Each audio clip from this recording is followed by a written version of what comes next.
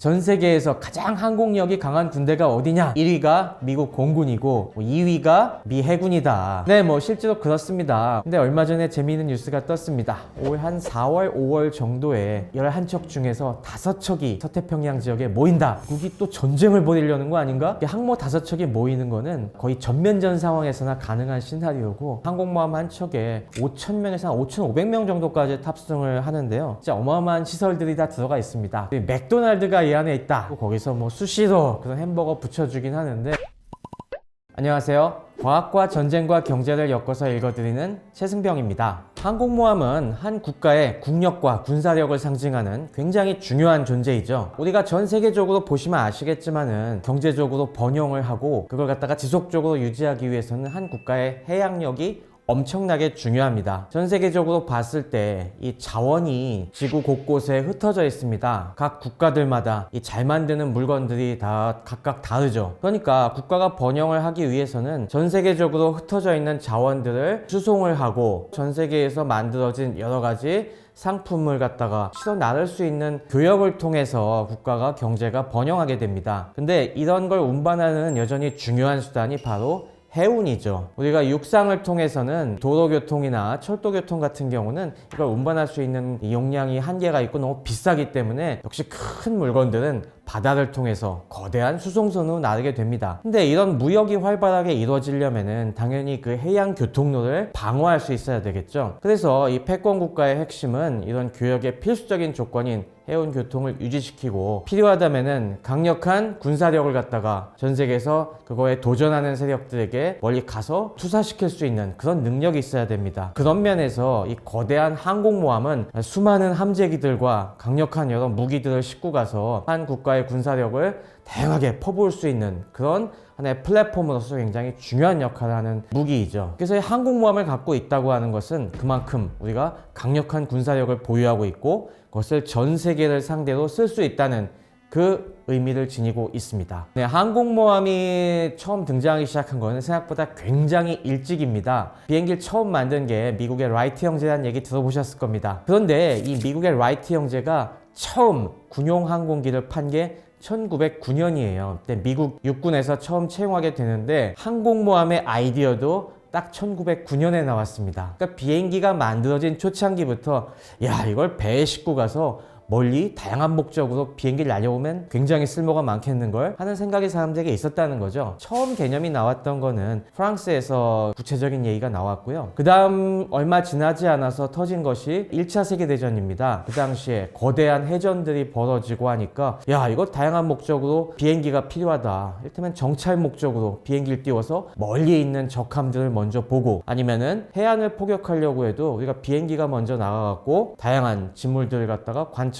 또 필요하다면은 우리의 행동을 방해하는 적기를 격추시키거나 폭탄을 떨어뜨리는 이런 것까지 배에서 한번 할 수 있으면 좋겠다 라는 생각들을 하게 됩니다. 그래서 1차 세계대전 중에 여러 국가들이 항공모함을 처음 만들어 보기 시작을 해요. 처음에는 항공모함을 갖다가 이 단순히 배 위에다가 기존에 있던 여러 순양함 같은 배에다가 이 레일 같은 거라든가 아니면 조그만 갑판을 깔아서 비행기를 갖다가 살짝 띄워보고, 가능하다면은 어렵지만 이 착함까지 하는 것까지 시도를 해봤는데, 이걸 해보다 보니까 기존의 배를 대충 그 위에 갑판 조금 까는 것 갖고는 이함하기도 어렵고 착함하기도 어렵다는 걸 알게 됩니다. 그래서 전쟁 중반부터 비행기를 띄우고 내릴 목적으로 전용으로 만들어진 이런 배들이 필요하겠다라는 생각에 이르게 되고요. 그래서 그 목적으로 최초의 항공모함들이 만들어지게 됩니다. 예전에 항공모함을 보유했던 나라까지 하면 16개국이 있었고요. 현재 보유하고 있는 국가는 총 10개국이고요. 아무래도 미국이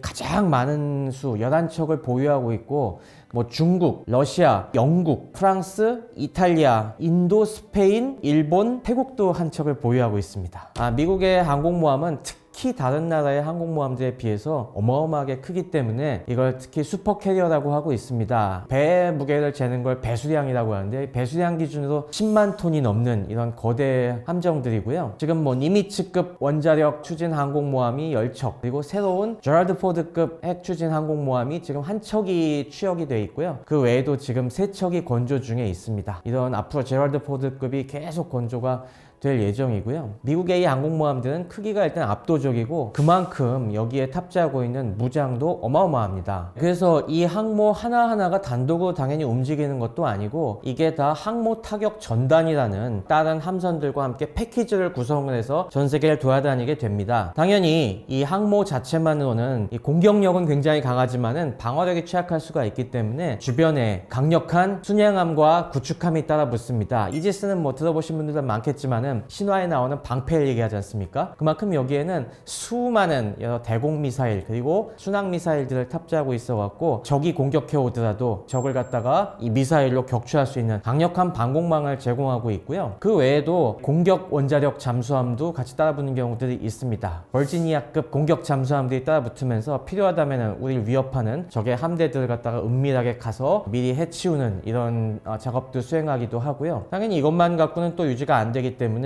어마어마한 양의 물자를 잡아먹기 때문에 여기에 보급함들이 또 몇 척씩 따라붙습니다. 큰 보급함들이 폭탄을 엄청나게 쏟아붓고 미사일을 쏟아부어서 떨어지면은 즉시 보급을 해주고 이런 과정들을 갖다가 계속 하게 됩니다. 그리고 이 원자력 항공모함 같은 경우는 이 안에 두 개의 원자로로 구동이 됩니다. 이 원자로는 한 번 연료를 갖다가 주입하면은 20년 동안 항행할 수가 있기 때문에 사실상 원양 작전들을 갖다가 어마어마한 장기간 동안 할 수 있게 되고요. 오히려 기계 문제라기보다도 사람이 오래 작전을 하면 피곤하기 때문에 그 사람 교체하고 무장 교체하는 것들 때문에 작전 기간이 한정될 정도로 굉장히 강한 원양 작전 능력을 갖고 있습니다. 이 항공모함은 말 그대로 비행기를 탑재하고 있는 군함이기 때문에 여기에는 수많은 함재기들이 있습니다. 기본적으로는 여기에 여러 가지 적 전투기와 교전하기 위한 용도로 FA-18 슈퍼 호넷이 탑재되어 있습니다. 기존의 항모 전단 같은 경우는 한 44대 정도를 갖다가 갖고 있고요. 여기에 뭐 호크아이 같은 조이경보이가 한 5대 정도, 거기에 요즘 같은 경우는 공격을 하기 전에 이미 전자전이라는 걸 수행합니다. 적의 레이더든가 여러 가지 그런 방어망들을 갖다가 무력화시키고 들어가기 때문에 그런 또 전자전을 수행할 수 있는 브라울러 같은 항공기가 한 4기, 그리고 여러 대잠 작전이나 그런 걸 수행할 수 있는 시오크 헬기가 또 8대, 9대 뭐 그 정도 있는데요. 이런 항공모함의 함재기들만 해도 웬만한 국가들의 공군력을 갖다가 보통 능가한다고 하고 있습니다. 사실 요즘 러시아라든가 중국 같은 그런 또 덩치 큰 국가들이 있기 때문에 이 숫자만 보면은 그렇게 인상적이지 않을 수가 있는데 이 항모 전단에는 이거 외에도 수많은 미사일들을 갖고 있다는 걸 또 이해하셔야 됩니다. 아까 얘기한 이 항모 전단에 따라붙는 순양함과 구축함에는 수많은 미사일들이 탑재되어 있습니다. 뭐 이것만으로도 사실 웬만한 국가들이 보유하고 있는 공군력보다 많은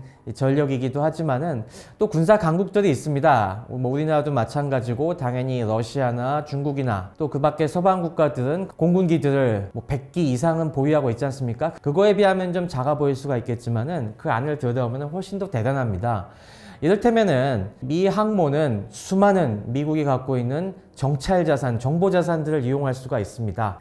이를테면은 인공위성, 수많은 정찰 위성이 떠다니면서 속속들이 적의 정보들을 갖다가 알려주고 있고요. 이 항모 전단 하나에는 어마어마한 미사일들이 있습니다. 이를테면 뭐 기본적으로 따라붙는 타이콘데로가급 순양함이나 아니면은 알레이버크급 구축함 같은 경우는 여기에 미사일들이 100기 전후가 실려 있습니다. 그러니까 뭐 적의 항공기들이나 지상 목표들을 향해서 수백 발의 대공 미사일이나 토마호크 순항 미사일 같은 걸 날릴 수 있는 그런 위력이 있다는 거죠. 함재기들이 정밀 유도 폭탄을 갖다가 싣고 가서 떨어뜨리고 호위함들이 수많은 미사일들을 쏟아붓고 하면은 이 화력은 진짜 어마어마하죠. 이런 걸 종합적으로 봤을 때 웬만한 국가 공군력으로는 상대하기 어려운 수준이라고 얘기하는 것입니다. 밀리터리 덕후들이 얘기하는 농담 중에서 전 세계에서 가장 항공력이 강한 군대가 어디냐? 1위가 미국 공군이고 2위가 미 해군이다. 심지어 뭐 주방위군이나 해병대까지 하면은 쭉 그게 먼저 앞에 있고 그 다음이 뭐 러시아나 중국이나 그런 나라다. 그런 얘기를 하죠. 네, 뭐 실제로 그렇습니다. 우리가 공격기 같은 걸로 기준으로 보면은 미 해군이 지금 슈퍼 호넷이 대략 한 600대 가까이 정도 있고요. 그리고 최신의 이제 F-35나 이런 것들이 점점 50대에서 60대, 70대 계속 지금 추격하고 있기 때문에 이것만 봐도 한 거의 700대 이상의 공격기를 갖고 있죠. 러시아와 중국을 능가하는 게 사실입니다. 굳이 미군은 공군과 해군을 다 합치지 않더라도 각각의 군종만으로도 다른 나라를 능가한다. 이걸 우리가 알 수가 있죠. 네, 미국은 우리가 전형적인 해양 세력의 대표 국가라고 얘기하고 있습니다. 미국은 북아메리카의 거대한 대륙을 차지하고 있지만은 미국은 아무래도 자유민주 세계의 패권 국가로서 전 세계의 이 자유교역을 통제하고 있어요. 그리고 기축통화인 달러의 이 패권을 유지해야만, 그러니까 세계 경제 시스템이 원활하게 돌아가야지만 아무래도 이 미국의 파워가 충분히 발휘되고 번영할 수 있는 거 아니겠습니까? 그러다 보니까 아무래도 자유로운 교역이 이루어지고 국제 경제 활동이 활발하게 이루어지는 그런 세계를 갖다가 영위하고 싶어 합니다. 그러려면은 그 도전 국가들을 지속적으로 견제하고 컨트롤할 수 있는 이 강력한 해양 플랫폼이 중요한 것이고요. 그런 면에서 이 지금 운영하고 있는 11척의 슈퍼캐리어는 그 천병으로서 굉장히 중요한 역할을 담당하고 있는 것이죠. 미군은 11척의 슈퍼캐리어들을 갖다가 당연히 전 세계 곳곳에 중요한 요충지에 배치해 놓고 있습니다. 중요한 요충 중에 하나가 바로 동북아시아 태평양 일대입니다. 그래서 굳이 특별한 이슈가 없더라도 대개 이 서태평양 지역에 한 3척 정도의 항공모함은 항상 유지하고 있습니다. 동북아를 관할하고 있는 함대가 미 제7함대인데요. 이 제7함대 소속으로 항모 전단들이 일단 배치가 돼 있고 주로 요코스카나 괌 같은 기지들을 중심으로 해서 대략 한 2척에서 3척 정도는 상시 대기를 하고 있습니다. 근데 얼마 전에 재미있는 뉴스가 떴습니다. 올 한 4월, 5월 정도에 11척 중에서 5척이 서태평양 지역에 모인다. 그런 뉴스가 떴죠. 그 뉴스를 갖다가 보면서 야, 미국이 또 전쟁을 벌이려는 거 아닌가? 라는 그런 얘기도 있는데 거긴 사연이 있습니다. 일단 4월, 5월 달에 이 동북아시아에 중요한 이벤트들이 있습니다. 뭐 정치적 이벤트로 우리나라도 총선을 하고요. 또 요즘에 가장 중요한 긴장이 고조되고 있는 지역이 중국과 대만 아니겠습니까? 근데 이 대만에 새로 총통이 5월 달에 취임합니다. 근데 이번 총통이 아무래도 약간 반중적인 그런 기조를 유지하고 있기 때문에 그 시기에 중국이 대만을 향한 무력 시위를 할 거라는 얘기들이 많이 돌고 있죠. 그래서 이거에 맞춰갖고 미국에서도 이 항공모함을 추가로 보내는 겁니다.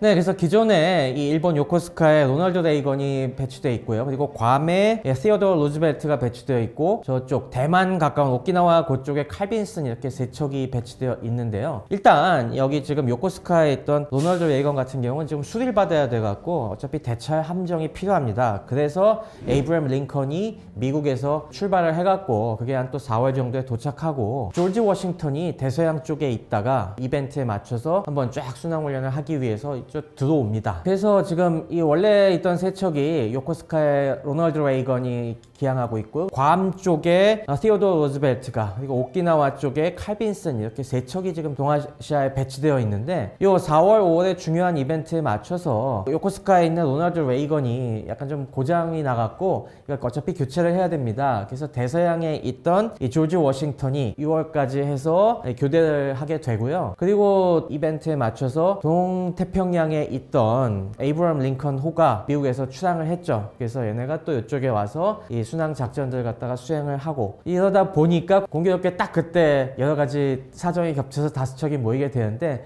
5척을 동아시아에 항구적으로 배치하겠다는 얘기는 아닙니다. 그렇습니다. 이 5척의 항모 전단이라고 하면은 기본적인 공격기들만 뭐 200수십 기씩 있는 거고요. 그것만 해도 중국이 보유하고 있는 이런 공격기들의 거의 한 절반 정도를 될 정도로 막강하고 그리고 거기 탑재되어 있는 이 수많은 미사일들까지 하면은 전 세계에서 거기에 도전할 수 있을 정도의 국가는 아니죠. 실제로 보시면은 이 5척이 이렇게 한꺼번에 모였던 적이 바로 91년에 걸프전 때 그만큼 모였습니다. 항모 5척이 모이는 거는 거의 전면전 상황에서나 가능한 시나리오고 그만큼 아주 독한 마음을 먹었을 때 하는 행동입니다. 전 세계적으로 다른 나라들도 항공모함을 보유하고 있습니다만은 사실 제대로 운용하고 있는 국가가 거의 없다고 보시면 됩니다. 러시아 같은 경우는 한 척이 있는데 러시아의 한 척의 항공모함 아드미랄 쿠즈네초프는 고장이 난 뒤로 지금 몇 년째 수리를 하고 있고요. 그리고 영국 같은 경우도 어렵게 퀸 엘리자베스급 2척을 취역을 시켰는데 이게 운용이 너무 돈도 많이 들고 힘들어서 지금 이게 다 운용이 감당이 되나 뭐 힘들어하고 있는 입장이고요. 그 밖에 뭐 스페인이나 태국이나 이런 프랑스 같은 나라들도 한 척씩 갖고는 있는데 운용하기가 굉장히 어렵고 그냥 쇼업하기 위한 우리도 이런 거 갖고 있어 필요 필요하다면은 약간의 기여 정도는 할 수 있어 라는 정도로 쓰고 있지, 이걸 본격적인 원양 작전을 통해서 강력한 우리의 해군력을 투사할 거야 이런 목적으로는 쓰고 있지 못합니다. 다만 그 예외가 중국과 일본이라고 볼 수가 있는데요. 중국은 요즘 해군력을 굉장히 강력하게 팽창시키고 있습니다. 그래서 러시아제 항공모함 고철을 들여다가 개장한 랴오닝함, 그리고 그걸 기초로 한 산둥함, 이 두 척을 갖다가 취향시키면서 얘네들은 좀 강력한 항모전단 비슷한 걸 만들어 보려고 지금 계속 노력을 하고 있고요. 일본 같은 경우는 원래 기존에 이즈모급이라고 처음부터 항공모함을 만든 건 아니었고, 처음에는 원래 헬기나 우린 실을 거야 하지만 굉장히 큰 다목적 모함으로 만들었는데, 이걸 2021년부터 본격적으로 항공모함으로 개장을 하고 있습니다. 그때부터 우리는 여기다 F-35B 수직 이착륙이 가능한 이런 전투기거든요. 우리가 이걸 싣는 진짜 항공모함으로 개조하겠다라고 해갖고 지금 이즈모와 카가 두 함이 지금 개장을 받고 있습니다. 그래서 이런 비행기들을 띄울 수 있는 갑판으로 개조를 해서 지금 한창 시험 중에 있습니다. 한국의 항공모함 보유는 뭐 기사에도 여러 번 보셨겠지만은 일부에서는 계속 우리 해군의 수건 사업으로 추진하려고 하고 있고요. 이거는 우리에겐 사치다라는 이런 반대파들이 계속 주장이 엇갈리면서 얘기가 나왔다가 사라지는 걸 반복하고 있습니다. 당연히 우리도 국제교역에 의지하는 해양국가이기 때문에 우리의 이런 핵심적인 교통로를 지킬 수 있는 항공모함이 필요하다라는 주장들이 있어서 한국형 경항모 이런 것들 만드는 사업들이 기획은 됐습니다만은 항공모함이 굉장한 난점이 있습니다. 아까 여러 국가들이 항공모함을 갖고 있어도 제대로 써먹고 있지 못하다는 것이 이 항공모함을 유지하는 비용이 어마어마하거든요. 미국 항공모함 같은 경우도 한 척을 유지시키는데 하루에 700만 달러, 100억 원씩 듭니다. 그러니까 돈 먹는 하마인 거죠. 한 1년에 뭐 그거 하나 유지하는 데만 3조 원씩이 들어가는 건데, 물론 뭐 그거보다 작은 항공모함이라고 해도 건조 비용도 만만치 않지만 큰 배기 때문에 여기 태워야 될 승무원들도 많거든요. 근데 지금 저출산 고령화로 인해서 가뜩이나 군대에 들어갈 인구가 줄어들고 있는데, 야 이게 승조원이 유지가 될까? 이런 문제들까지 생각을 하면은 이게 덜컥 우리가 지르기가 쉽지 않은 물건이죠. 그것 때문에 지금은 계획이 장기 보류된 상태입니다. 당장은 추진이 어렵지만은 뭐 장기적으로 이제 생각해볼 문제인 것 같습니다. 미국 항공모함은 크기가 어마어마한 만큼 수많은 인원들이 타고 있습니다. 일단 배를 움직이는 인원들도 어마어마하고 일개 항공단이 그 안에 들어가 있기 때문에 그 비행기 정비하고 운용하는 인력들이 어마어마하게 또 많이 있습니다. 그래서 보통 이 항공모함 한 척에 5,000명에서 한 5,500명 정도까지 탑승을 하는데요. 그러다 보니까 이 5,500명 작은 도시 정도에 해당하는 그런 규모죠. 이걸 유지하기 위한 진짜 어마어마한 시설들이 다 들어가 있습니다. 일단 뭐 물자들만도 어마어마합니다.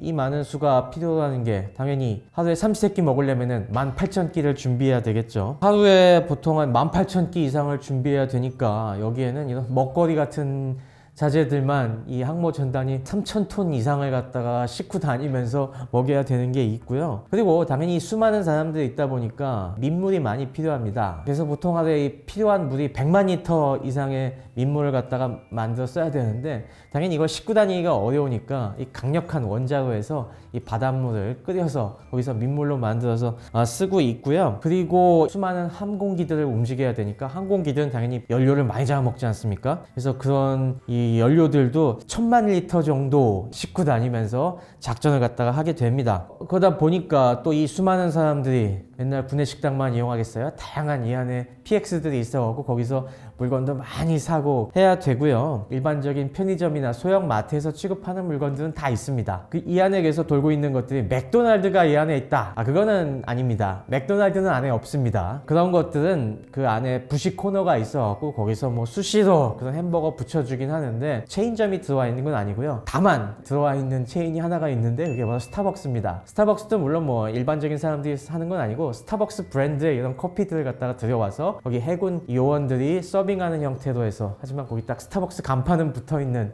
그런 커피숍은 있습니다. 그래서 이런 다양한 생활 편의 시설들이 들어가 있는 그런 하나의 작은 도시라고 볼 수가 있죠.